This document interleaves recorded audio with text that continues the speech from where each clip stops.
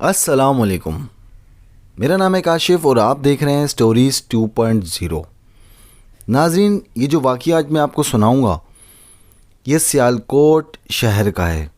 1959 میں یہ واقعہ پیش آیا جس کی تحریر کتاب میں نصب کر دی گئی۔ ناظرین، اس کی کہانی کے اندر کرداروں کے نام تبدیل کر دیے گئے ہیں۔ اس میں کہانی میں جو سب سے اہم کردار ہے اس کا نام ذوحان ہے۔ ذوحان سیالکوٹ میں پیدا ہوا۔ آہستہ آہستہ بڑا ہونے کے بعد اس نے سیالکوٹ اپنے گاؤں کے اسکول سے میٹرک کیا۔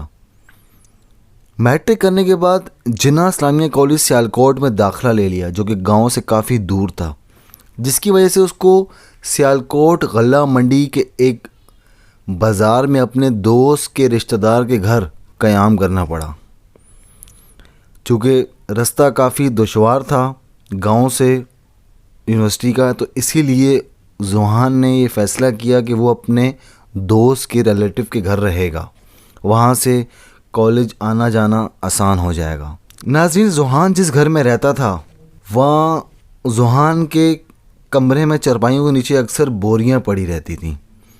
ذوحان کے پوچھنے پر دوست اکثر کہتا تھا کہ اس میں بھوسا ہے۔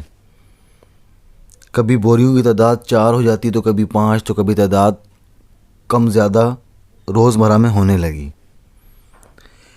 ایک روز ذوحان نے کافی اصرار کیا اپنے دوست سے کہ مجھے بتاؤ اس میں کیا ہے۔ اس کے دوست نے گوشہ آواز میں اسے کہا کہ اس کے اندر چائے کا بھوگ ہے۔ ناظرین، بھوگ کیا ہوتا ہے؟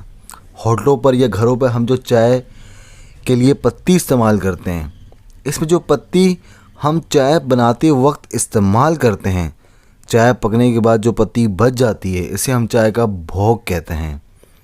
یعنی جس گھر میں ذوحان رہتا تھا اس گھر کے مالک صاحب ہوٹلوں سے استعمال شدہ پتی خرید لاتے اور اسے کمپنیوں میں کم قیمت پہ دوبارہ بیچ دیا کرتے تھے۔ یہ مالکان کے جو مالک تھے بظاہر تو نیک اور پارسا تھے، داڑھی بھی رکھی ہوئی تھی، سر پہ جنا کیپ بھی رکھتے تھے اور دینی تبلیغ کا خاصا اہتمام بھی کرتے تھے، لیکن افسوس کہ وہ حرام حلال کی چند پرواہ نہیں کرتے تھے۔ چنانچہ میں نے اس ظلم کا وبال ان پر اس طرح پڑتے ہوئے دیکھا کہ ان کے بڑے بیٹے عارف کی کمر پر پھوڑا نکل آیا جو 1000 علاج کرانے کے باوجود ٹھیک نہ ہو سکا، اور اسی عرصہ دراز میں خوبصورت نوجوان عین جوانی میں جان ہار گیا۔ ناظرین، اس امر پہ ہرگز کسی کو شبہ نہیں ہونا چاہیے کہ یہ جو پورا سانحہ پیش ہوا یہ ان موصوف جو پتی چائے کی خریدتے تھے ہوٹلوں سے، ان کی بے ایمانی اور حرام خوری کی اصل وجہ سے رونما ہوا۔ ہمیں اپنی پوری زندگی میں حلال مال کمانے کی جستجو کرنی چاہیے۔